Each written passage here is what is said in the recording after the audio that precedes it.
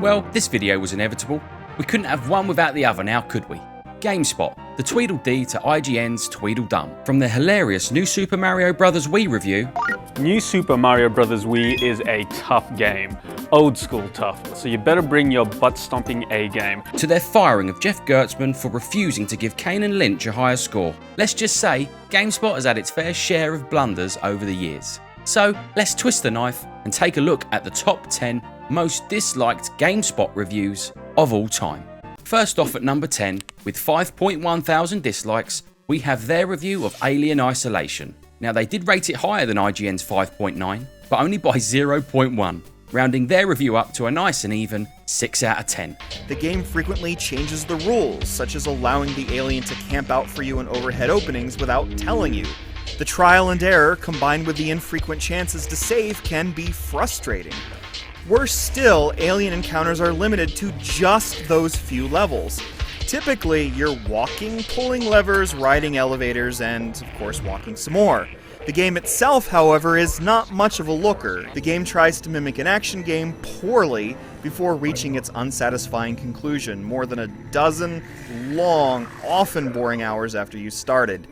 Alien Isolation provides us a glimpse at the ultimate alien game. It's too bad that brief glimpse is surrounded by so many hours of uneventful filler. It seems that, much like IGN's review, GameSpot got someone to review a game from a genre that they don't really enjoy or even understand, resulting in a score that boggles the mind. What seems to be your boggle?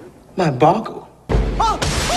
And after replaying this game on a PC in 4K, hearing a reviewer say the game isn't much of a looker is absurd. The graphics and art direction are probably the game's greatest feature. He doesn't mention the crafting system or just how good the peek mechanic is. It's something I feel would improve every first-person survival horror game.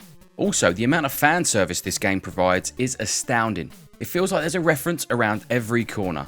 I honestly can't think of many licensed games that do it better than Isolation. He also starts complaining about opening doors, walking, and backtracking. Most of the game is devoted to door opening, lever pulling, and walking. So very much walking and backtracking.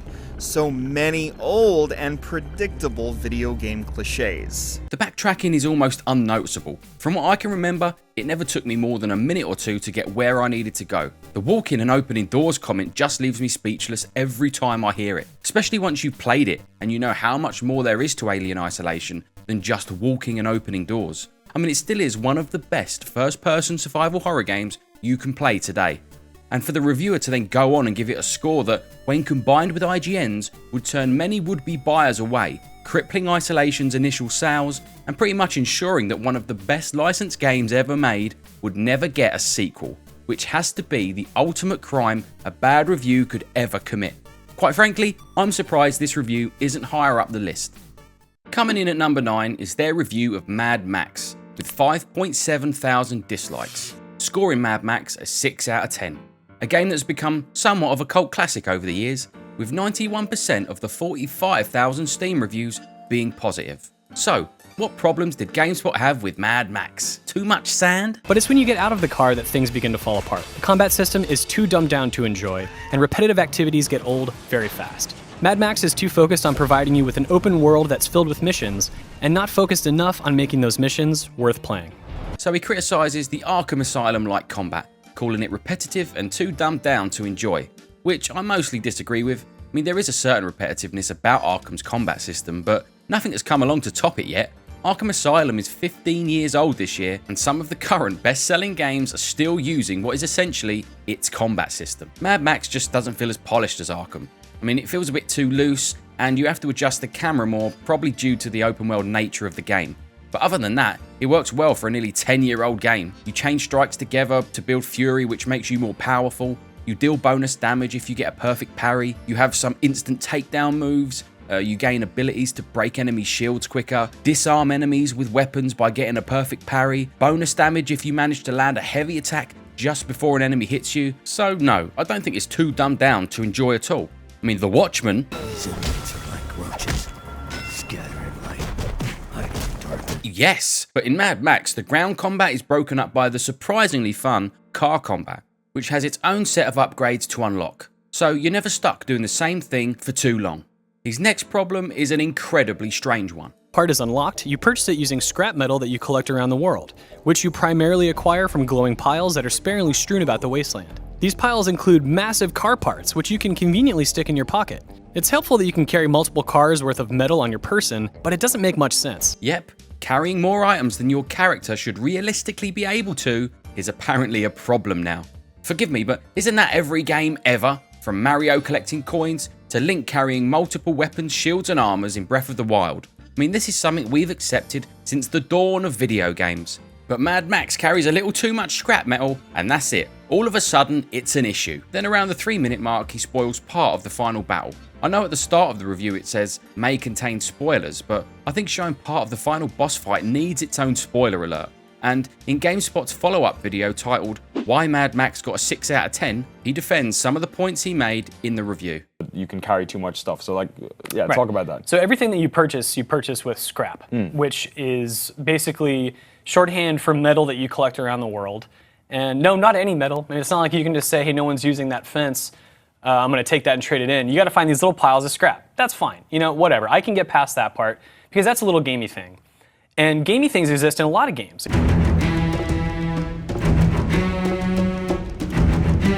I mean, what is he even talking about here? Why is he upset that he can't grab any piece of metal he sees? Scrap is a very specific collectible in the game. In Fallout 3, when Walter says he'll buy any scrap metal you have, did he think he could just go outside and start tearing down the walls of Megaton? Via Twitter, what's the ratio of time spent on foot as opposed to in car? Thanks, dudes. Yeah, you spend a lot of time in your car. There is the option to fast travel, which I think is bullshit in a Mad Max game. Another ridiculous statement. Anyone who's played the game knows Mad Max's open world is massive, and taking out fast travel would create a huge, unnecessary grind that wouldn't be fun for anybody. Sort of spoiler about the ultimate ending climactic fight, perhaps. Okay. Maybe it's not. The fight I described comes towards the end of the game. It is not the final conflict. But I really have to ask people, if you're playing a Mad Max game, which is built around car combat, and there is a main antagonist, do you not expect that you are going to enter into car combat with that antagonist? I just want people to think critically about this, because while I may have given away an element that happened in the story, if you were surprised, I'm sorry. Oh, so it's our fault for not expecting final endgame boss fights to be spoiled in his 4-minute review. I mean, what a knob. Back to the review, he goes on to criticise another age-old video game mechanic known as the health bar. Because that's a little gamey thing. Where he complains that getting hit by a car doesn't result in an instant death, and getting punched once in the face does. Being run over by a car should theoretically kill you outright, but you're damaged more by the punch of a withered nomad than by the mass of a 3-ton war machine. But what he fails to mention is that when he gets hit by a car, he has enough health to take the damage it deals. And when he gets punched in the face, he doesn't, because that is a result of getting punched multiple times in the face. I mean, for the life of me, I cannot understand his confusion over the functionality a health bar plays in a video game. I mean, it's like something someone who doesn't play video games would say, because I'd be willing to bet that if you instantly died every time you got hit by a car, he would have had a problem with that as well.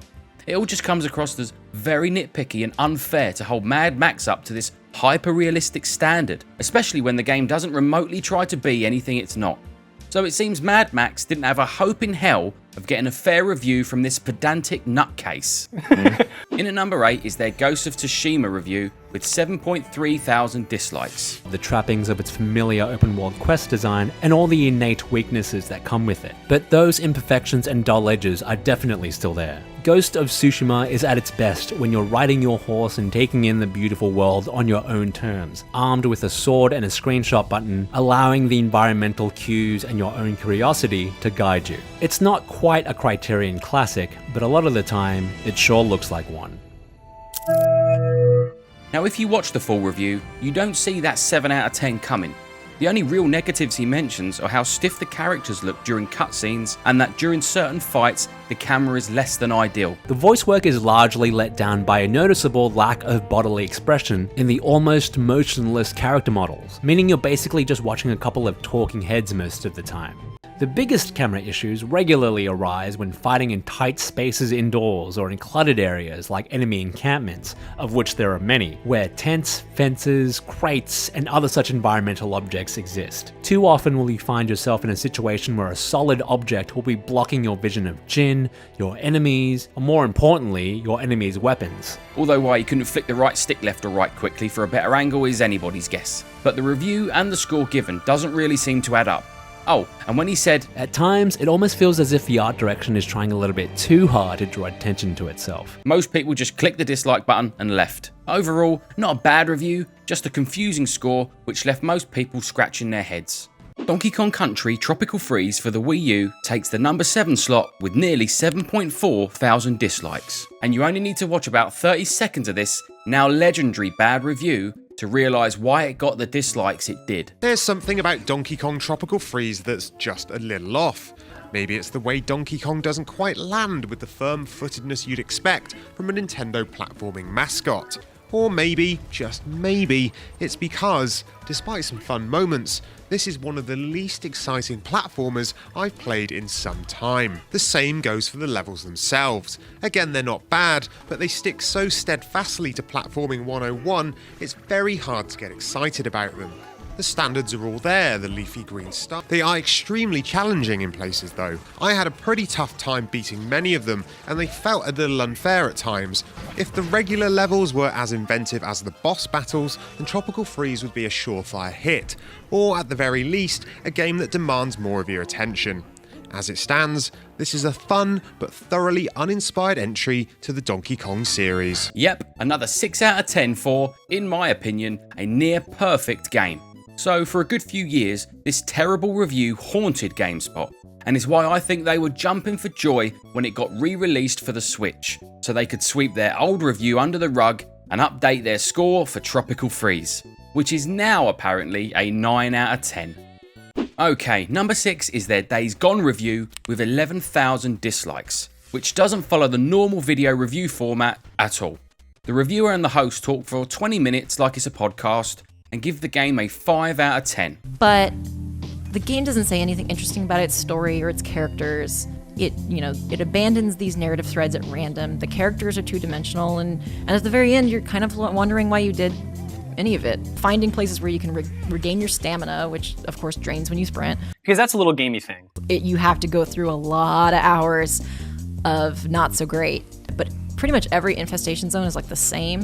And it's really underscored by the fact that Deacon says the same things at every single one. I smell a nest. The developers put that dialogue in there because the nests are easily missable if you're not looking for them, and are important to burn down because they open up fast travelling routes, as well as reducing the amount of zombies in that area the next time you drive through. Back to Gamespot. So a lot of the first 20 hours of the game is him like dealing with his grief over Sarah 2 years later. The quest line is literally dealing with my past, right? Yeah, that's like the description of the quest line. He gets attacked by a doomsday cult called the Rippers, whose story is so dumb that don't even worry about it. And that brings me to Deacon. Is everybody in this game exists to serve Deacon's wants, Deacon's needs, Deacon's progression. Wow, it's almost like this Deacon guy's the main character or something. Like with the Newts example. Deacon, he's been killing newts the whole game, or you've been killing newts. I found it uncomfortable. Do a lot of not very great things, but they're all presented as the right thing to do. Kill a ton of people in this game, but it's never like, Deacon never reflects back on that. It's a third-person shooter set in a zombie apocalypse. Believe it or not, most of us don't want to reflect on the morality of the decisions we make in a zombie game. Plus, killing zombie children is fun. I think the reviewer was focused far too much on the story, character arcs, and whether or not the character relationships were believable or not, that she may have lost focus and forgot that Days Gone is a video game and not some Adam Sandler, Drew Barrymore movie. And the scene both IGN and GameSpot loved to play out of context is the wedding scene, as if this one scene conclusively proved Days Gone had terrible writing. But only if you promise to ride me as much as you ride your bike. But what they fail to mention is the flashback scene where Sarah says this. On 2 conditions. Name them. Okay, well the first one is that we don't have one of those biker weddings where you say that you're going to ride me as much as your bike. Which shows the writers were fully aware that the wedding scene dialogue was cringe, and it was just a way to convey that Sarah accepts both the good and bad side of Deacon's life. Could it have been handled better? Yes, but it wasn't fair for reviewers to play that clip as if it represented all of the game's writing, because I don't think the game had bad writing at all. Most of the cutscenes are well animated, with great dialogue and voice acting. Besides, if the gameplay's good, most of us will gladly sit through a few cringy cutscenes, and I think the gameplay is brilliant. I enjoyed it from start to finish. Actually one of the best open world video games I've played in recent years. Feels like a mashup of a Naughty Dog and Rockstar game from like the 360, PS3 era with, better graphics obviously. Though I can only speak as someone who's only ever played it on PC. I'm sure the original release, which was plagued with bugs and only ran at 30 FPS, diminished this experience immensely. Either way, people thought it deserved the higher score. And since coming to PC, Days Gone has received nothing but good feedback, with 92% of its 52,000 user reviews being positive. Which isn't bad for a game Gamespot only gave a 5 out of 10. A score like their Alien Isolation review could help ensure that a sequel may never see the light of day. It's gone. At number 5, we have a tie between The Last of Us and Grand Theft Auto 5, both with 13,000 dislikes each. First, let's tackle their Last of Us review. The Last of Us does have problems. Though Ellie's a standout, the rest of the characters lack hearts, and easy puzzles fail to engage your wits. But The Last of Us is still a wonderful, moving experience, rife with terrifying and uplifting moments that light up humanity's darkest days. So they gave The Last of Us an 8 out of 10.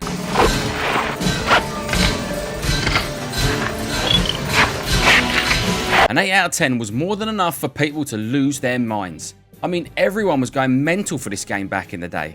I mean, I played through it once and never had the urge to play through it again. So I am no big fan of this game. But saying Ellie is the only character with heart is just completely false, and his other problems seem like things that wouldn't even register to most people as being an issue. And yet there are immersion-breaking situations that pull you out of the experience. Artificial intelligence is a problem for both your allies and enemies.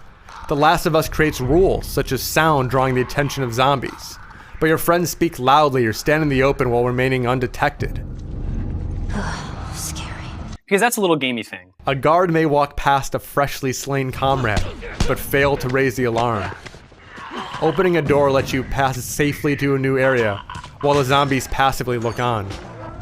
None of these elements destroy the fun, but they do diminish your immersion. So for those reasons alone, he gave the game an 8. And with every other mainstream critic giving the game a perfect score, I'm sure any hardcore fan of The Last of Us who happened across this review at the time left a dislike. Okay, on to the legendary Grand Theft Auto 5 review, which they gave a 9, with their only criticism being, well, have a listen. Perhaps you start by digging deep into the game's story problems or its serious issues with women. On the other hand, it's deeply frustrating that its world has little room for women except to portray them as strippers, prostitutes, long-suffering wives, humorless girlfriends, and goofy new age feminists we're meant to laugh at. Of course, the male characters are funny too, but in ways that deepen and complicate them as characters. As you could probably tell, this review had a healthy dose of feminist frequency, fun-killing nonsense. Sexism in gaming. And though this is becoming the norm nowadays, sadly, projecting one's own personal beliefs onto a video game, especially the biggest video game franchise of all time, was enough for everyone interested in actually playing GTA 5 to dislike the review. But hey, GTA 6 has got a playable female character in it, so maybe it'll make everybody happy this time around. Okay, there's no Dan Houser, Leslie Benzies, or Laszlo Jones for the first time ever, but I'm sure Grand Theft Auto is safe in the hands of Take-Two and Strauss Zelnick. Ah! Why are you naked? Oh! Staying with this Rockstar theme, Red Dead Redemption 2 is at number 4, with 14,000 dislikes. While Red Dead Redemption was mostly focused on John Marston's story, Red Dead 2 is about the entire Vanderlyn gang, as a community, as an idea, and as the death rattle of the Wild West. It is about Arthur too, but as the lens with which you view the gang, his very personal, very messy story supports a larger tale. That tale is also supported by sometimes frustrating gameplay mechanics and a predictable mission structure, but without that frustration, the story would lose its impact. Red Dead Redemption 2 is an excellent prequel, but it's also an emotional, thought-provoking story in its own right, and it's a world that is hard to leave when it's done.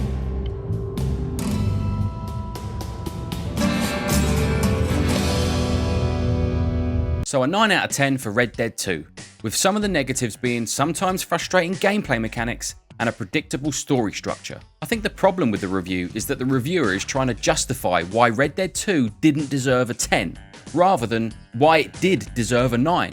And in doing so, makes the review sound more negative than it actually is.